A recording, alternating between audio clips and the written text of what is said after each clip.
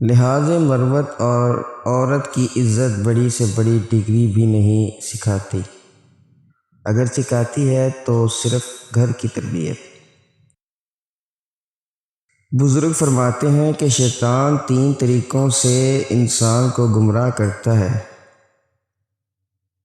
شیطان بخل کے ذریعے انسان کو گمراہ کرتا ہے، شیطان حسد کے ذریعے انسان کو گمراہ کرتا ہے، نمبر 3 شیطان نشے کے ذریعے انسان کو گمراہ کرتا ہے۔ کمال کے لوگ ہوتے ہیں جو آپ کی آواز سے آپ کی خوشی اور اداسی کا اندازہ لگا لیتے ہیں۔ 10 چیزیں ان 10 چیزوں کو کھا جاتی ہیں۔